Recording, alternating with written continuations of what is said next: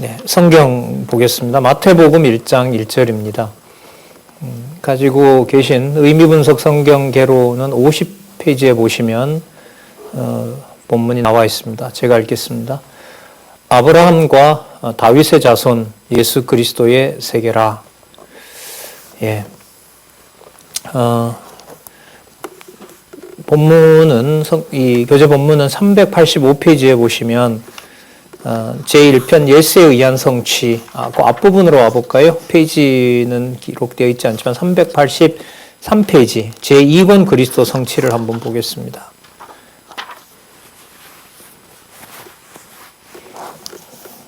제2권 그리스도 성취, 이 부분 한번 읽어보겠습니다. 신약 성경은 여호와의 언약에 근거한 그리스도 성취를 특별히 계시한 하나님의 말씀이다.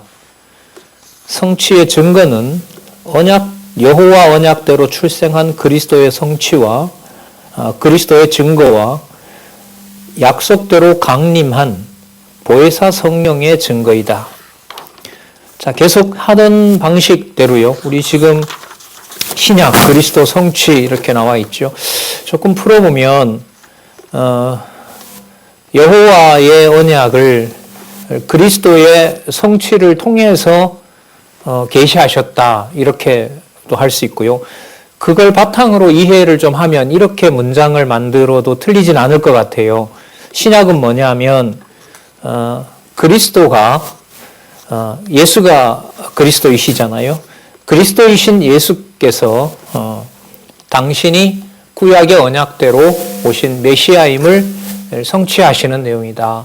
이렇게 봐도 될 것 같습니다. 그리고 보혜사 성령께서 예수가 그리스도이심을 성취한다. 이렇게 봐도 될 것 같습니다. 그러니까 이게 문장이 아니다 보니까 이걸 문장을 만들면서부터 좀 긴장이 되죠. 이 뜻이 왜곡이 되면 안 되니까. 그래서 여호와의 언약을 여호와께서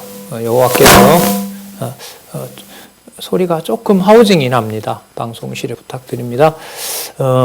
그리스도 성취 여호와께서 언약하신 대로 그리스도를 성취하셨다 이렇게 볼 수 있고요. 신약에 와서 이 지금 기록한 내용을 통해서 살펴보면 바로 예수께서 그리스도로서 당신이 메시아임을 구약의 언약한 메시아임을 성취하신 내용이다. 자, 먼저 예수 자신이 성취하시고 그리고 보혜사 성령께서 오셔서 보혜사 성령을 아버지로부터 보내서 성취하시는 내용이다. 자, 이렇게 풀어보고 들어가도록 그렇게 하겠습니다. 가로 없는 숫자죠. 386페이지. 메시아 출생 증거 이렇게 나옵니다. 마태복음 1장에서부터 2장까지 사실 시간이 좀 이렇게 연속되지는 않습니다만 그 전에 있었던 제1편 예수에 의한 성취, 제1장 직임에 의한 성취, 제1절 구약의 언약 성취 이런 부분들이 일단 전제가 되죠. 이걸 바탕으로 지금 말씀을 드리고 있다는 것입니다. 그러니까 여러분이나 저나 계속해서 예습하고 복습을 좀 해야 될 필요가 있겠죠. 자, 보겠습니다. 메시아 출생 성취. 자, 먼저 마태복음 1장에서부터 2장까지 메시아가 출생하셨다는 내용을 통해서 바로 구약의 언약, 여호와의 언약을 성취하신 내용이 바로 마태복음 1장에서부터 2장까지 나와 있습니다. 그러니까 메시아라는 말은 나오질 않죠. 왜? 이게 히브리어니까요. 자, 신약 성경에는 메시아라는 말을 그리스도라는 개념으로 쓰고 있죠. 그리스도라는 예수가 아니라 이게 이제 본문에 나오잖아요. 그렇게 보면 여기서 메시아 출생 성취라는 말은 구약의 언약한 히브리인들에게 약속했던 바로 그 개념을 사용하고 있는 거죠. 메시아.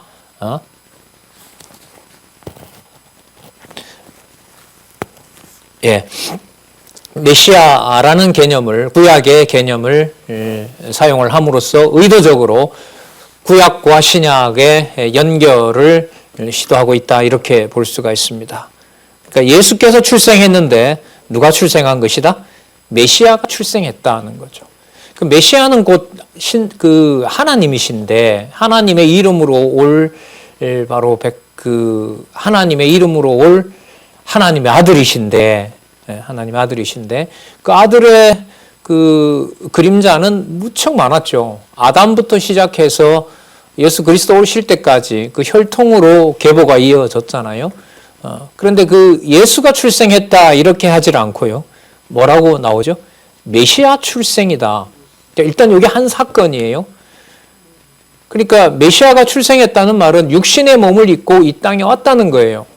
그래서 아까 읽었던 아브라함과 다윗의 자손 예수 그리스도의 세계라고 여러분들 그게 족보거든요. 족보라 하면서 이제 아브라함에서부터 요셉 다음에 그리스도라는 예수가 나니라 이렇게 하거든요. 그러니까 그 예수가 났다는 것을 지금 이 저자는 구약과의 연속성을 염두에 두고 누구의 출생?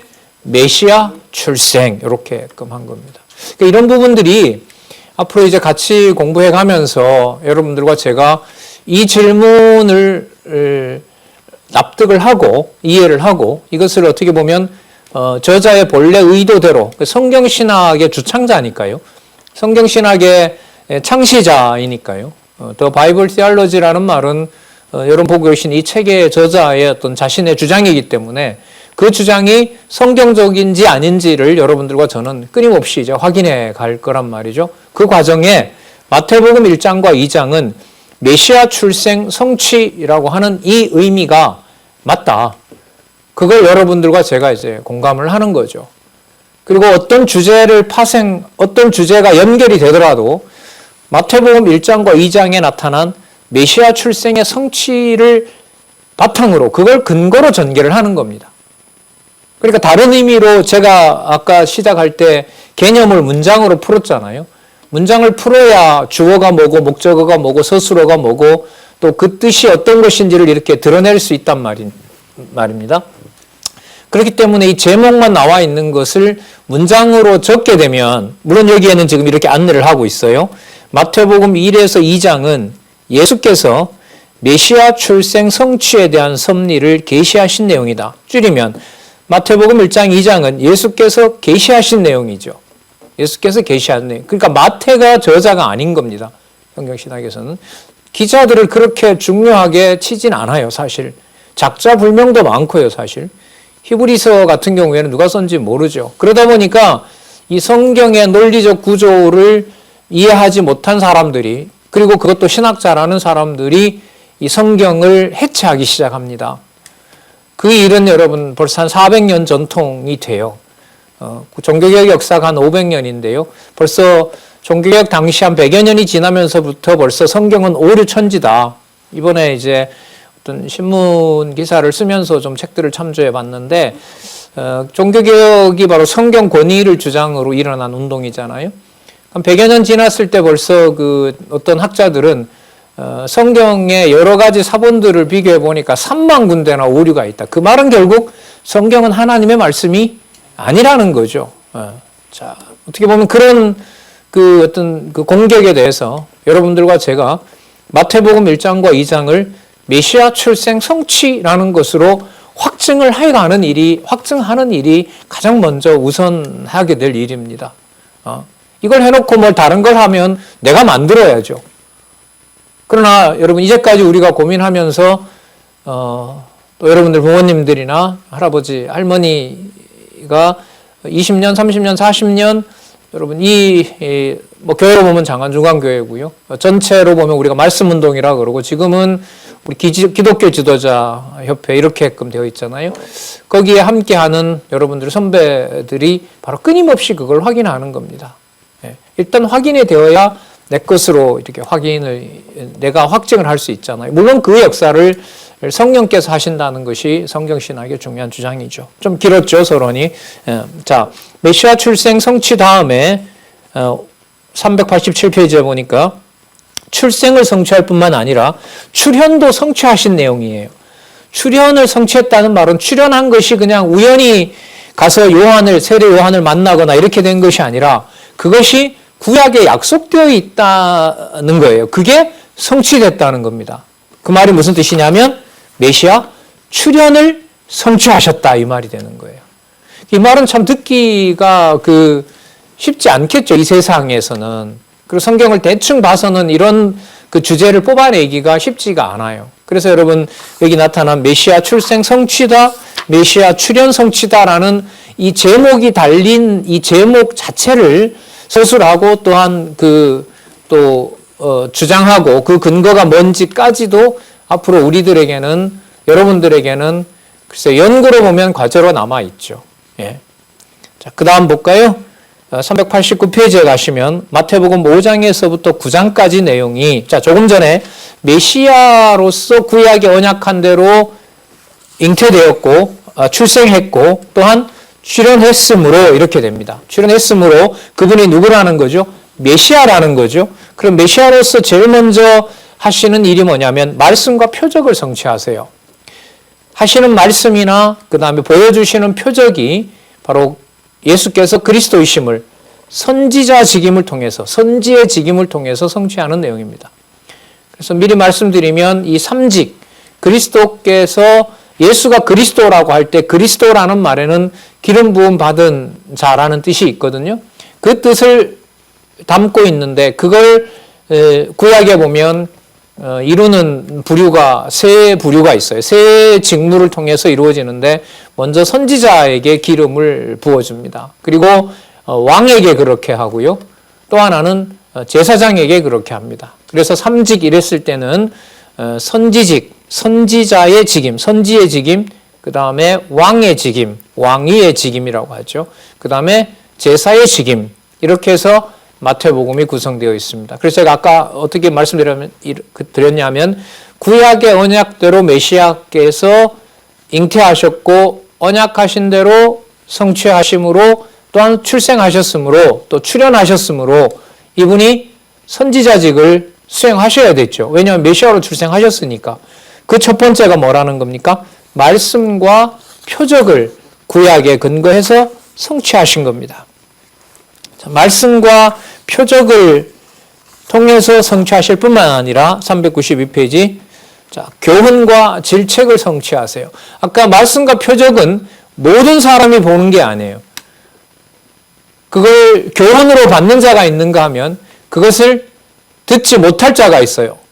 그러니까 받을 자에게는 그게 뭐가 될까요? 교훈이 되겠지만 듣지 못할 자에게는 그게 뭐가 될까요? 질책이 되는 겁니다.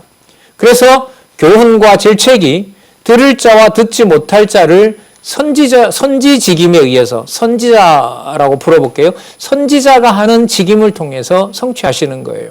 성취했다는 말은 그것이 당신이 우연히 한 것이 아니라 어디에 근거해서 그것을 이루셨다? 구약에 근거해서 이루셨다 이거예요. 이게 유독 마태복음에 많이 나타나요. 그래서 마태복음을 읽으실 때는 이 성취라는 개념이 강조가 되기 때문에 구약에 근거한 내용이라는 것이 본문에 나올 때 관심을 집중하시기 바랍니다. 좀 더 넓게 얘기를 하면 이제 누가복음에 있는 누가복음 24장 44절, 45절 그 부분에 나타나는 것을 통해서 좀 더 강조를 하면 구약의 어떤 한 부분이 이루어진 것이 딱 그 부분만이 아니에요. 요한복음까지 가면 창세기부터 말라기까지 전체가 바로 오실 메시아에 대한 언약이라는 것을 예수님 당신이 증거하세요. 자, 그렇다면 구체적인 부분도 그 큰 틀 속에서 예수님께서 말씀하셨고 그걸 제자들로 하여금 기록해서요. 여러분들과 제가 공부할 수 있도록 지금의 하나님의 말씀이 보존되도록 하신 거죠. 자, 교훈받을 자에게는 교훈을 하시는 거고요. 책망받을 자들에게는 책망하시는데 그것이 바로 뭐다? 성취다. 이렇게 됩니다. 구약의 언약한 대로 성취된 것이다. 그러니까 교훈과 질책, 성취 이 말은 진짜 기독교만의 고유한 용어죠. 일상적인 어떤 그 삶에서 또 지식에서 가져올 수 있는 이런 개념들은 아닙니다. 왜냐하면 내려와 보면 전부 이게 본문에 근거를 두고 있기 때문에 그렇죠. 성경 본문에 근거를 두기 때문에 그래요. 자, 그러면 교훈과 질책을 성취하시면서 393페이지에 보면 직위와 직무를 성취하세요. 그러니까 교훈과 질책을 성취하시면서 제자들과 제자가 아닌 자를 구분한 다음에 이제 모으시겠죠. 모으신 다음에 당신의 직위를 확증하세요. 직위라는 말은 당신이 선지자 직위를 가지고 있으므로 내가 누가 맞다? 구약의 언약한 메시아가 맞다. 그게 바로 직위의 성취고요. 직무의 성취는 이렇게 되죠. 직위가 선지자 직위를 가지고 있다면 무슨 직무를 해야 된다? 선지자 직무는 반드시 해야 된다. 그러니까 직위와 직무의 성취는 논리적 관계입니다. 그러니까 직위를 하셨으므로 무엇도 성취하셔야 된다? 직무도 성취하신다. 직위가 그리스도 당신의 어떤 위치라면, 당신이 가지고 있는 어떤 지위라고 한다면, 직무라고 하는 것은 그것을 여러 사람에게 계시하고 보여주는 것이 바로 직무라고 할 수가 있겠죠. 자, 이것이 바로 그리스도의 선지자 직임, 선지직임을 성취하신 내용이라고 할 수가 있습니다. 그러면 여러분 여기서 이제 구약에서 선지자들이 증거한 내용을 보면은요, 나라를 증거해요. 그 통치자가 누구인가가 매우 중요한 사실입니다. 특히 그 이사야서 우리 개론은 개론의 어떤 큰 틀에서 살펴보고 있잖아요, 지금. 이사야 40장에서부터 사메심에 대한 내용이 나오죠. 그 사메심에 대한 내용에 가면 여호와께서 준비하고 계신 왕이 있어요. 그 왕이 우리 고레스라고 살펴봤죠. 고레스는 유대 왕도 아니에요. 페르시아 왕이란 말이죠. 그렇다면 페르시아라는 국가로 약속이 옮겨간 것이냐? 그게 아니에요. 참 특이한 방식인 거예요. 이방의 왕을 구체적으로 200년 전에 약속을 하고 이름까지 이렇게 정해 놓으신 다음에 그 이방 왕이 와서 하나님의 마음에 합하는 왕이 되게 하신단 말이에요. 참 이해하기가 쉽지가 않습니다. 이런 내용들은. 자, 그럼 그 부분 우리가 좀 생각을 하면서 왕위의 직임 성취 부분에서 자, 먼저 이제 살펴볼 내용은 한번 볼까요? 396페이지에 보면 직위 행사를 성취하세요. 당신이 왕의 직위를 가지고 있다는 것을 행사는 일이죠. 그 일을 통해서 보여주세요. 그래서 말씀도 전하시고 그 다음에 표적도 보여주시고 이렇게 하면서 직위 행사를 성취하시는 내용이 21장까지 나타납니다. 그리고 22장에서부터 25장에 보면 자, 직위가 나왔으니까요. 이제는 직무 수행을 함으로써 구약의 언약한 메시아임을 증거하시는 겁니다. 조금 전에도 얘기했는데요. 직위가 어떤 예수님 당신이 가지고 있는 어떤 그 직위라면 직무라고 하는 것은 그것을 바깥으로 드러낸 거, 계시한다 그러죠. 계시한 내용이라고 할 수가 있습니다. 그러니까 뒷부분을 올수록 아까 16장 13절부터 시작이 됐는데요. 16장 13절에서부터 25장 왕직에 의한 성취 부분으로 올수록 구체적인 일들이 드러나겠죠. 강해진단 말이죠. 예수님의 톤이 상당히 강해져요. 내가 이렇다라고 소개하다가 이제 뒷부분으로 갈수록 직접적으로 내가 그런 왕임으로 이렇게 판단하고 심판한다. 이런 말씀을 해주신다는 말입니다. 그럼 그런 직무를 성취하시는 것은 이제 두 번째 그리스도의 그 임무이겠죠. 처음에는 선지 직임인 거고요. 두 번째는 왕의 직임인 거고요. 세 번째는 제사의 직임을 성취하세요. 그게 400페이지에 나오죠. 첫 번째, 희생의 준비를 성취하세요. 그러니까 준비했다 이렇게 하지 않고 희생 당하실 준비를 구약에 근거해서 뭐 하신 겁니까? 성취하신 거예요. 이게 성취가 매우 중요하죠. 우연히 그렇게 한 것이 아니라 구약에 근거해서 그렇게 하신 겁니다. 그리스도는 이 사실을 너무나 잘 알고 있죠. 너무너무 강조하신다는 거죠. 그래서 요한복음이나 누가복음 24장이나 요한복음 5장 39절 우리 의미분석 성경개론의 저자가 소개하는 요절을 우리 살펴봤죠. 너희가 성경에서 이때 그 성경은 구약이고요. 요한복음 5장 39절 너희가 성경에서 영생을 얻는 줄 알고 성경을 상고하거니와 그 성경이 내게 대하여 증거하는 것이다 라고 말씀하신 내용이나 누가복음 24장 44절에 모세의 율법과 선지자의 글과 시편에서 나를 가리켜 기록한 것이 모두 이루어지리라. 자, 그런 어떤 말씀에 근거해서 바로 세 번째 직임인 제사 직임을 성취하시는 내용이 26장부터 나옵니다. 먼저 희생의 준비를 성취하시는 거예요. 그러니까 희생 당할 준비를 하는 것이 제물이 준비되는 것처럼 하는데 그건 이미 어디에 그렇게 하도록 되어 있죠. 구약에 그렇게 하도록 약속되어 있는 겁니다. 그게 희생의 준비의 성취입니다. 402페이지 희생의 준비를 마치셨으므로 그 다음에 정죄 당하시는 거예요. 그 어린 양에게 왜 제사장이 그 손을 얹고 안수하잖아요. 그 안수라는 게 결국 인간이 가지고 있던 죄를 양의 피를 흘림으로써 대속해진다는 거죠. 그 기독교에서 구약이 이렇게 약속되어 있기 때문에 피 흘림이 없이는 사람의 목숨이 끝나는 거잖아요. 피 흘림이 없이는 대속 제사, 하나님의 백성이 되는 것은 불가능합니다. 기독교에서. 그래서 이 죽음의 문제를 이렇게 접근할 때 이 부분도 좀 매우 어려운 주제예요, 사실. 인류의 역사에 보면 기록으로 남아있는 것도 참 처참한 죽음들이 많잖아요. 예수 그리스도도 이제 성경의 기록만 보더라도 처참하고 부끄럽게 그렇게 돌아가시는데요. 그걸 여러분 여기에 마태복음 27장의 그 의미로 보면 정죄 당하신 거죠. 그 죄가 없으신 분이 바로 죄 있다고 이제 판정을 받으시는 거죠. 그리고 희생을 당하시는 거예요. 여기서는 진짜 희생을 당하시는 겁니다. 그래야 그분이 바로 구약의 언약한 메시아임을 성취하는 일이 되는 겁니다. 그래서 이 부분들 여러분들에게 많이 강조하고 있는데 정죄와 희생 성취 이런 표현들이 여러분 전부 신학적인 용어로 가는 아주 중요한 개념들이에요. 신학을 여러분들 우리가 전개할 때 성경의 바탕을 둔 이런 개념을 알고 있어야 우리가 이제 소통이 될 거 아니에요. 여러분 나중에 이제 모르는 누군가를 만났어요. 그분이 이제 방송을 통해서 같이 공부한 분입니다.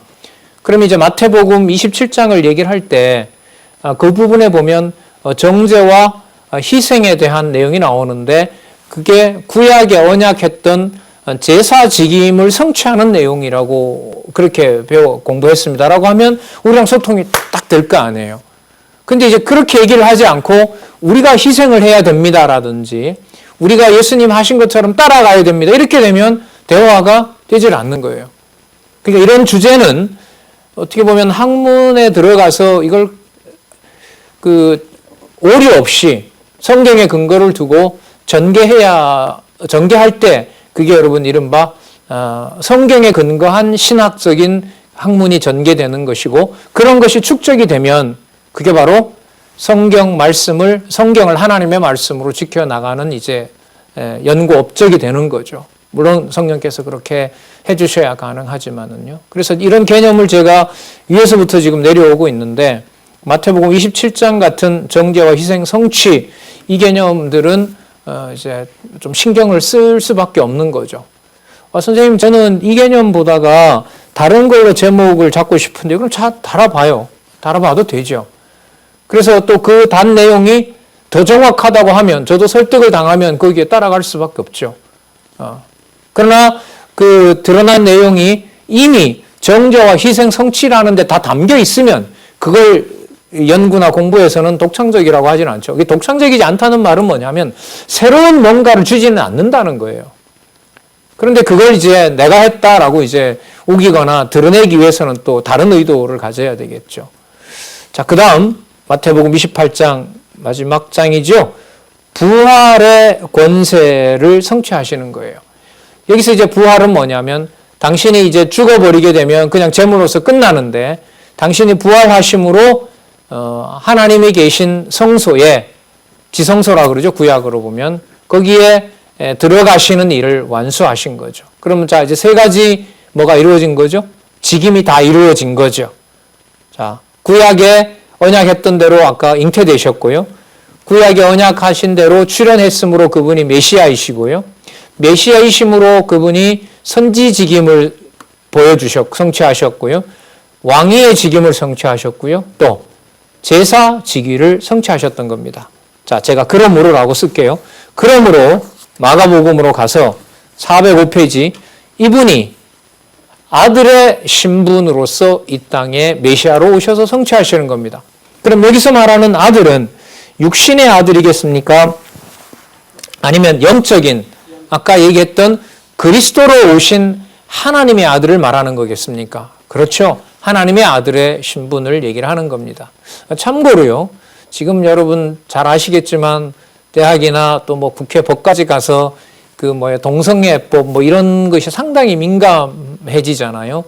남자다 여자다 또 여성 운동과 관련된 페미니즘도 상당히 여러분들 지금 세대에 관심을 끌고 있는 사항 아닙니까?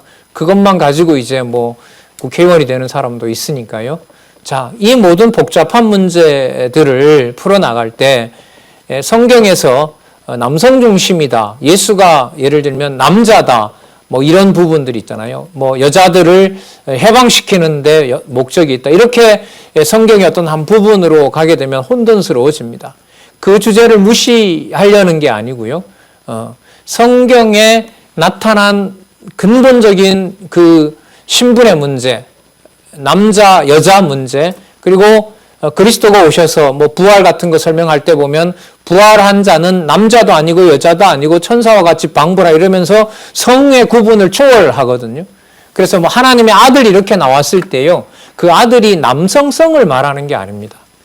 하나님의 어떤 자녀됨을 얘기를 하는 것이지, 이미 선지서에서부터 이미 시작되고 있는 내용이 있는데, 거기에는 남자다 여자다 이게 중요한 범주가 아니에요. 또 신약에도 다른 이제 서신서에 가서 보면 알겠지만 그 남자와 여자 성도에 대한 성령의 가르침을 보더라도 그게 분리가 되질 않습니다. 그렇다고 그게 혼합되어 있는 것도 아니에요. 자, 그래서 이 작년에 어떤 제 학회에, 재작년에 어떤 학회에 봤는데 그 기독교인으로서 이 동성애 문제, 또 그것 때문에 생기는 사회적 문제, 교회 내에서도 여러분 그런 이제 성향이 있는 분들이 있거든요.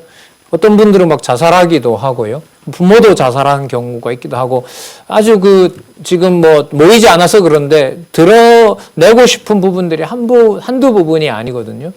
좀 멀리 간지는 모르겠습니다만은 여기 이제 신분에 아들 신분 이랬을 때 이게 여러분 어떻게 남성, 여성 이런 의미가 아니다라는 것을 좀 말씀드리고요.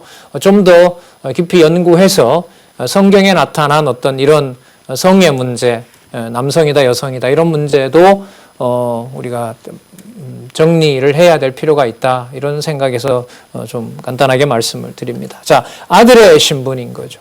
그러니까 마리아와 요셉의 아들이 아니라 누구의 아들이다? 하나님의 아들이다라는 거죠. 왜요? 삼직을 가지신 메시아이므로 이렇게 해서 앞부분하고 연관을 시키는 겁니다. 406페이지에 보시면 아들의 신분이므로 이분이 뭐가 되시냐면 속죄주 신분으로 성취하신다는 내용이 나타납니다.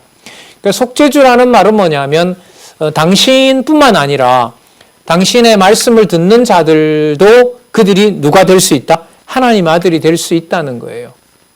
그게 바로 속죄주 신분이라는 겁니다. 그리고 4장에서부터 5장에 보면 통치자 신분을 증거하시는 내용이 나타납니다. 그러니까 천국의 당신이 주인이라고 얘기를 하거든요. 그러니까 속죄해 주니까 속죄하는 주가 바로 그 주인이 되시는 거죠. 그리고 그분이 버려두는 것이 아니라 뭐도 하세요? 다스려도 주세요. 그 의미가 바로 뭐냐면 통치자 신분으로 구약에 언약하신 바로 메시아라는 겁니다. 계속해서 어떤 개념이 강조되죠? 신분이라는 개념이 강조가 됩니다. 그런데 이 신분을 하늘에 속한 하나님 아들로서의 신분을 이 땅에 오신다는 것 자체가 벌써 뭐냐면 낮아진 신분이 돼요. 그게 408페이지예요. 낮아진 신분을 성취하시는 내용이 나타나죠. 자, 낮아진 신분으로 이 땅에 오셔서 성취하셨기 때문에 반드시 뭐 하셔야 되냐면 십자가에 돌아가셔야 돼요. 십자가에 돌아가신다는 말은 힘이 없어서 당하는 것이 아니라 아버지의 아들이기 때문에 아버지가 기뻐하는 일을 하는 아들이라는 것을 증명하셔야 돼요. 그래서 아들의 이름보다 아버지의 이름이 드러나도록 강조하는 내용이 마가복음에 많이 나타납니다. 그러니까 예수님께서 당신이 어떤 표적을, 기적을 보여주시고 당신의 그 일을 숨기는 내용이 유독 마가복음에 많이 나와요. 왜냐하면 당신의 신분이 누구의 아들이니까 하나님의 아들이기 때문에 그것을 강조하기 위해서 또 마가복음은 그걸 그런 부분에 많이 그 역점을 두고 있다고 생각을 해요. 그 다음에 409페이지에 가보시면 낮아질 신분에 대한 성취죠. 앞으로 그러니까 버려진다는 거죠. 그러니까 그 버려지는 것이 여러분 당하는 것이 아니라 성취예요. 어디의 성취? 구약의 성취인 거예요. 구약의 성취. 이미 마태복음에서 제사직임으로 이미 당신이 그 메시아임을 증명했지 않습니까? 거기에 대해서 이제는 신분으로 어떤 신분이 되시는 낮은 신분이 돼서 아버지의 정하신 뜻을 이루는 분이라는 것을 증명하고 있는 겁니다. 그런데 재밌는 내용이 411페이지에 연결이 되고 있습니다. 그분이 버려질 신분이고 버려지셨는데 그분이 하나님의 아들이시기 때문에 411페이지 종의 신분이 아니라 누구의 신분으로 성취된다고 그래요? 주인의 신분으로 성취되는 거예요. 그러니까 여러분 버려지는 것하고 주인이 되는 것하고는 연결하기가 쉬워요? 어려워요? 어렵죠. 버려지는 것의 반대가 여러분 주인이 되는 거니까 주인처럼 높아지는 거니까요. 아니에요. 이 연결 이런 게 이제 아주 재밌는 부분인 거죠. 성경의 어떤 이 의미를 이해하는 데 있어서 아버지의 뜻대로 버려지신 분이므로 아버지인 하나님 아버지께서 그를 어떻게 해놓으신 거죠? 높여놓은 거죠. 누구의 신분이 되도록? 주인의 신분이 되도록. 이런 연결이 여러분 아주 중요해요. 이제 이 성경신학에서는. 그러니까 제가 자꾸 임으로 그러므로 이걸 쓰잖아요. 근데 그게 그냥 나오는 건 아니에요. 본문에 대한 어느 정도 검토가 있었기 때문에 그런 말씀을 여러분에게 드릴 수가 있는 거죠.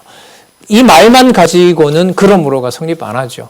낮아졌는데 어떻게 주인의 신분이 돼요? 물론 이 사건은 부활과 관련이 되죠. 자, 낮아진 신분이고 그래서 이분이 주인의 신분이시고 자, 413페이지로 가겠습니다.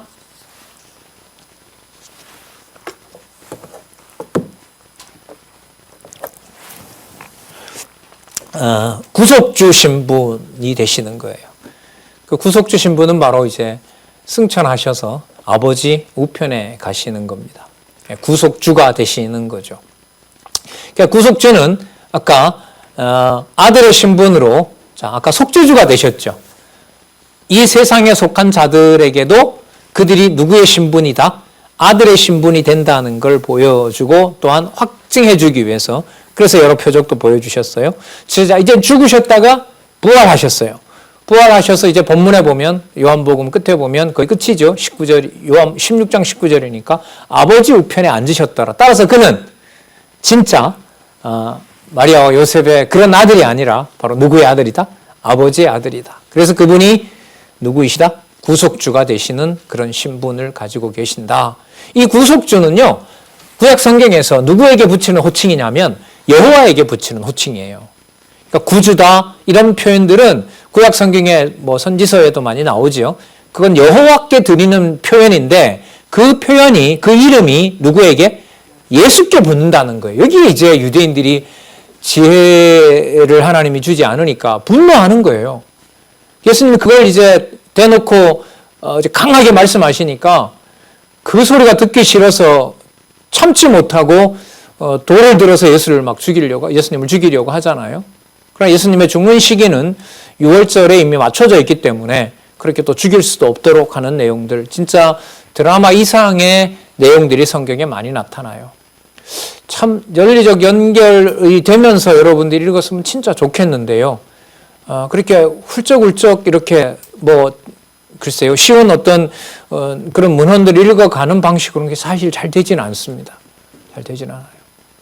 제가 성경을 가끔 보면서 제가 그 현대 독일 철학을 전공했거든요. 독일 철학이 이제 제 전공인데 넓게 보면 그 책이 이제 독일어이기 때문에 어렵기도 했고 번역해 놓은 것이 좀 눈에 들어오지 않아서 힘겨웠기도 했는데 그때 주로 이제 수업하면서 이제 제가 받았던 훈련들은 뭐냐면 그 텍스트가 그 독일의 어떤 그 철학자들의 책을 보면 그게 말은 이제 글로 되어 있는데요. 그 연속성을 따지고 보면 꼭 수학 같아요. 그러니까 첫 번째 말과 두 번째 낱말을 이렇게 그 문장을 연결해서 이게 눈에 들어오지 않으면 그 다음에 읽어가도 전혀 그 말이 뭔 말인지 들어오지가 않더라고요. 이제 대학 시절의 얘기인데, 그렇죠. 뭐 세계의 어떤 사상을 한 시대 그래도 뭐 어떤 사상은 뭐 아직도 사람들이 좋아하잖아요. 뭐 100년, 200년 그렇게 사람들의 생각을 다 이렇게 모아가고 그걸 다 이렇게 장악했던 사상이니까요. 뭐 몇 마디 만에 사람들이 그렇게 설득당하는 건 아니란 말이죠. 그래서 제가 이제 성경신학을 접하고 성경을 공부해 나가는 좀 새로운 충격을 받은 거죠. 뭐 그 전까지야 뭐 아침에 읽어보고 아침에 이제 제가 선교단체에 있었는데 대학생 선교단체에서 그냥 그날 주신 본문 읽어보고 기도하고 오늘 주신 이 말씀 가지고 살고 이럴 때 몰랐죠. 근데 텍스트를 어떻게 읽어가야 되는지를 학자들이 어떻게 읽어나가는지에 대한 경험을 한 다음에 성경으로 들어왔는데 진짜 성경이 실제로 어렵더라고요. 그러다 보니 이제 점점 더 보게 되고요. 이 내용 다음에 왜 이 내용이 반드시 와야 되지? 그러면서 이제 저희 학교가 이제 기독교 학교였으니까요. 신학자들도 많이 오고 목사들도 많이 오죠. 기독교 계열의 학자들도 많이 오고 이제 들으면서 조금씩 이제 분별이 되는 거예요. 저 본문을 저렇게 쓰면은 다른 데 있는 부분하고 충돌이 되는데, 근데 그걸 이제 큰 문제 의식 없이 자기 마음대로 막 쓰는 거예요. 그리고 또 여러 설교를 들어보니까 목사님이 얘기할 걸 미리 정해놓고 성경 본문을 갖다가 자기가 원하는 방향으로 그렇게 막 해석을 하는 거예요. 저것도 아닌데? 이제 그러면서 성경신학에 이렇게 접근하게 됐어요. 지금 와서 보면 여러분들에게 이 말씀 드리는 이유는 성경에 나타난 본문이 그 다음 내용과 사건에 나타난 의미로 연결이 되질 않으면 여러분들과 제 영혼은 자랄 수가 없다는 겁니다. 심각한 얘기죠. 물론 이것은 뭐 인간적으로 심각한 얘기라고 하기보다가 성령 하나님께서 여러분들과 저에게 그런 무한한 은총이라 그럽니다. 그걸 은혜를 허락하신 거예요. 진리의 말씀을 들을 수 있는 기회를 허락하신 겁니다. 글쎄요, 몇 년, 한 1년요? 근데 여러분 1년 성경 공부만 할 수 있지는 않잖아요. 글쎄요, 모르겠어요. 여러분들 중에 누가 엄마 아빠 내 아르바이트도 하지 않고 그냥 내 목적이 있는데 1년 동안 그냥 나 책만 읽고 싶은 책만 읽으면 안 돼. 왜 그러느냐? 한 1년 동안 성경신학에서 연구된 연구서들을 이것만 좀 읽어볼 수 있도록 날 좀 후원해 주면 안 돼? 먹고 이것만 공부할 수 있도록 도서관이나 공부할 수 있도록 하는데 그런 학생이 나올는지는 모르겠어요. 그런 후배가 나올는지는 모르겠습니다. 물론 아마 여러분들 성경신학을 귀한 가치로 여기는 여러분들 부모님들이나 여러분 할머니 할아버지는 허락하실 수도 있겠죠. 그 말씀을 드리는 이유는 여러분 하라는 게 아니고요. 그만큼 집중을 요하는 문제라는 겁니다. 좀 잔소리가 길었죠. 자, 구속주 신분 성취라는 것으로 마가복음이 끝난다는 것이 중요한 의미를 가지고 있다는 것을 말씀을 드리려는 겁니다. 자, 높아진 구속주 신분으로 이 내용이 성취되면서, 자, 415페이지, 416페이지에 이분은, 자, 신분으로서 아까 아버지의 하나님의 아들로서 신분을 가지고 있었잖아요. 416페이지 가면 하나님의 아들이시니까 누구의 사역을 하셔야 돼요? 하나님 아들의 사역을 하시는 거예요. 그 하나님 아들의 사역의 첫 번째 내용이 뭐냐면 하나님의 아들로서 태어나고 성장하세요. 그러니까 당신이 태어나고 성장한다 이 말도 되지만 하나님께서 예수께서 하나님의 아들이심으로 그 아들이 잉태케 하고 그 잉태한 아들이 태어나고 태어난 아들이 성장하게 되는 거예요. 자, 하나님을 빼버리고 예수께서 그 능력을 가지고 계신다는 것을 가지고 문장을 만들면 예수께서 당신이 태어나시는 거예요. 누구의 몸을 통해서? 이른바 육신의 어머니라는 마리아의 몸을 통해서. 여러분, 이게 받아들여지겠어요? 마리아가 있기 때문에 예수가 태어났다고 해야 사람들이 다 받아들이지. 하나님의 아들인 예수께서 마리아의 몸을 통해서, 신학께서는 그냥 필터했다고 이렇게도 얘기를 해요. 마리아의 몸에 들어갔다가 나왔다 이렇게 얘기를 합니다. 이 표현하기가 참 어려운 거예요, 이런 거는. 예. 육신의 몸을 입기 위해서 단지 그냥 마리아의 몸에 갔다 왔다. 그러니까 카톨릭처럼 성모라는 말을 하지 마라. 그 사람을 우상화하면 안 된다. 여러분, 그 마리아를 성모라고 부르는, 버진이라고 부르는 그게 신학적으로 매우 단단한 논리를 가지고 있습니다. 그 누가복음에 봐도 그 사가랴죠. 이 엘리사벳인가요? 사가랴가 예수님 오니까 주의 어머니가 오신다 이렇게 하거든요. 데오도코스라고 하는 그 히브리어인데요. 하나님의 어머니다. 그래서 여러분 뭐 하나님 어머니 교도 나오고 이상한 얘기가 나와요. 그게 이 복음서 전체를 정리하지 않으면 그 말에 반박하기가 쉽지가 않습니다. 예. 자, 어쨌든요. 그런 어떤 신학적 문제들은 지금 좀 강의를 제가 준비를 하고 있습니다. 예, 기독교 사상이나 기독교 사상사와 관련해서 다음에 나올 때 좀 더 그 주제들을 한번 다뤄보도록 하고요. 자, 개론에 집중하도록 하겠습니다. 아들로서 태어나시고 또한 성장하시는 겁니다. 그래서 제가 그 다른 강의에서 얘기를 했죠. 마리아가 예수님을 낳았다. 1번. 2번. 예수께서 마리아로 하여금 그리스도를 낳게 하셨다. 어느 말이 맞느냐? 이렇게 여러분들 어른들 공부해서 제가 말씀을 드렸거든요.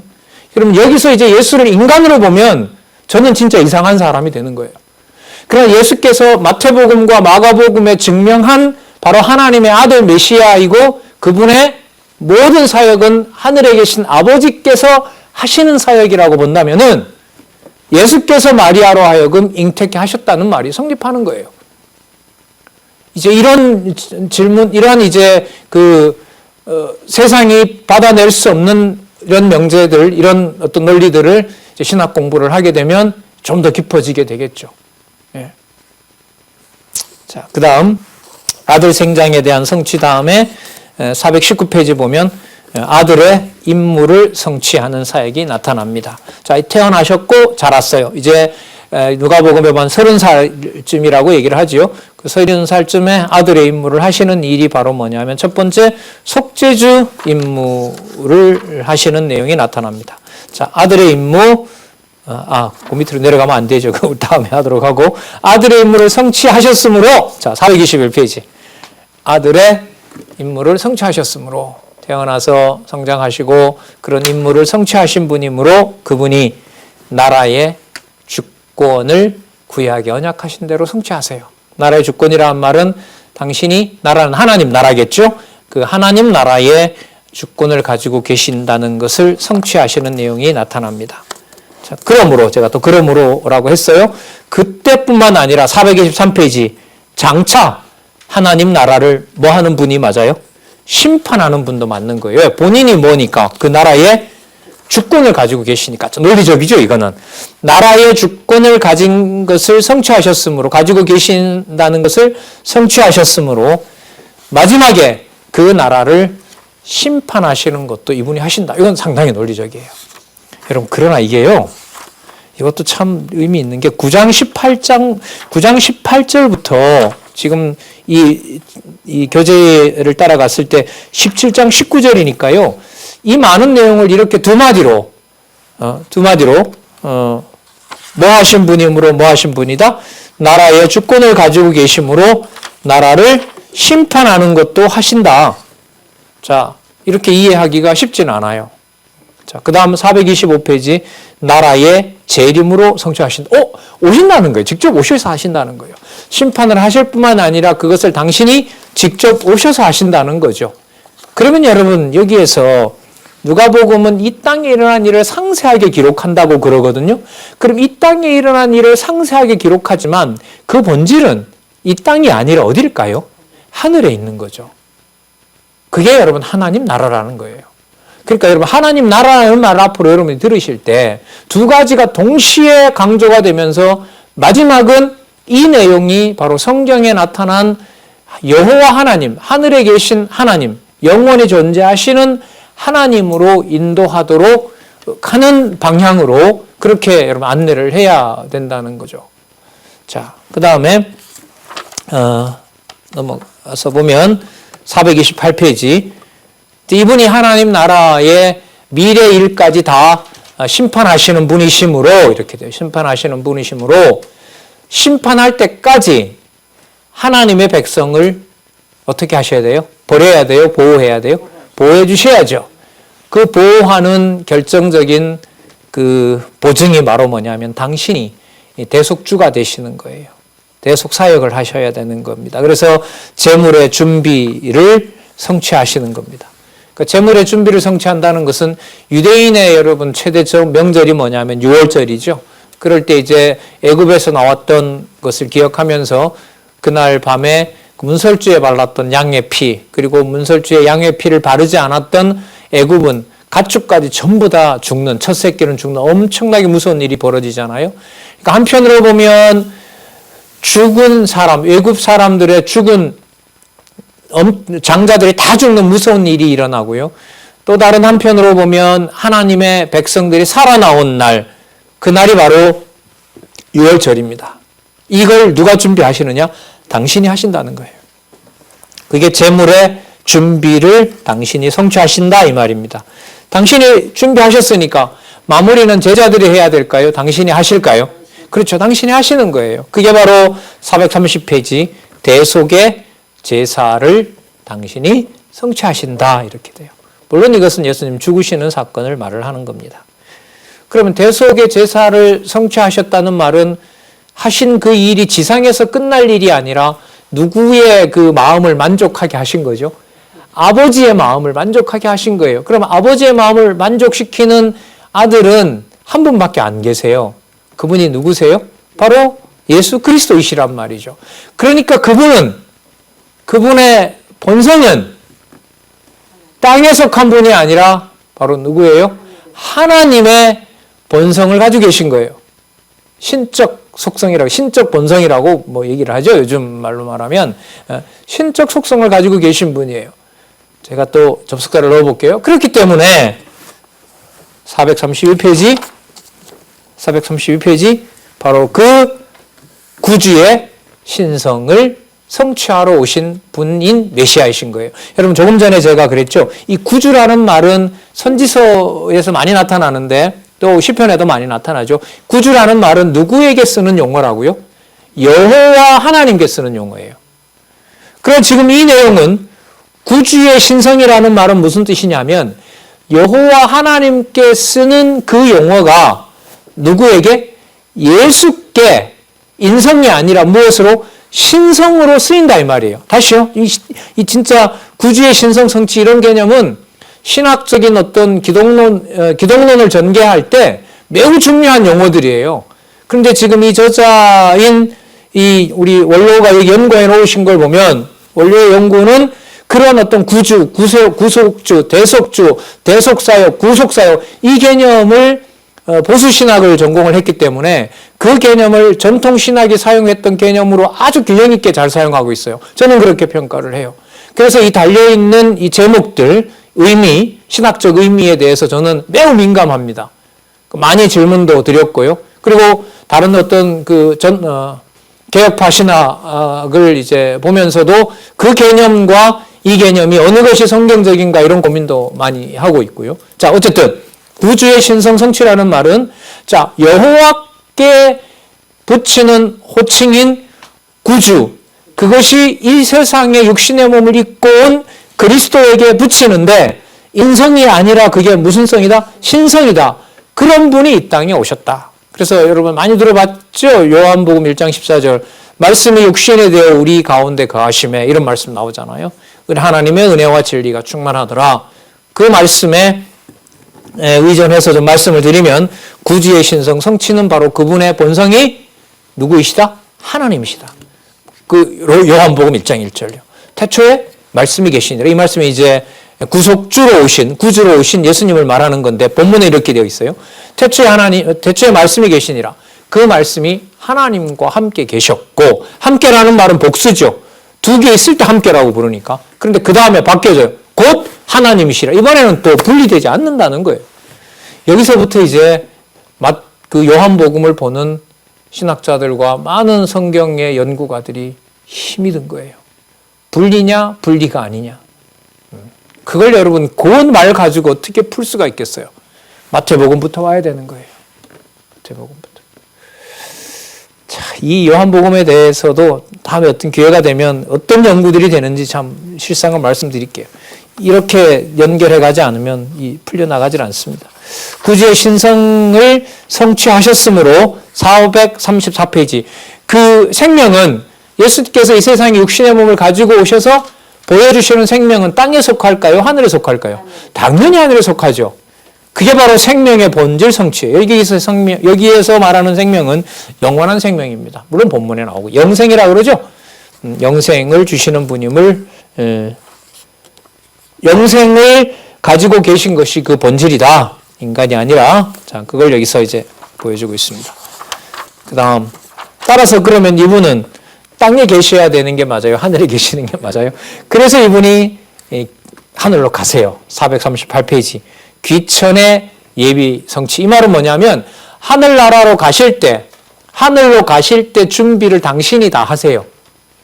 그래서 제자들에게 격려도 하고 위로도 하고 하나님한테 다시 보증 기도도 해주시고 제가 가지만 얘들을 버리면 안 됩니다라는 그런 기도도 해주시고 그리고 예수님 죽는 사건을요 440페이지에 보시면은 귀천의 실현, 그러니까 하늘로 가시는 것을 실제로 이루시는 것이 바로 어디에 근거한 내용이다? 구약에 근거한 내용이고 구약이 성취된 내용이다. 그 내용이 여러분 사도행전 1장 11절까지 이어져요. 여러분 이것도 좀 충격이죠? 다음 시간에 이 부분도 한 부분 짚어보고요. 계속해서 사도행전 1장 12절부터 성령에 의한 성취 부분으로 들어가도록 그렇게 하겠습니다. 기도하겠습니다. 하나님 아버지 감사합니다. 성경에 나타난 귀한 진리를 일목요연하게 적은 개념으로, 적은 수의 개념으로 성경을 하나님의 말씀으로 받을 수 있게 해주셨습니다. 귀한 연구가 이루어질 수 있도록 하신 하나님께 다시 한번 감사드리오며 선배들을 통하여 아름다운 교회와 하나님 건전한 신학을 수립하도록 하신 부분이 참 많습니다. 계승하고 싶습니다. 하나님 지혜와 총명을 허락하여 주시옵소서. 예수님의 이름으로 기도드렸습니다. 아멘.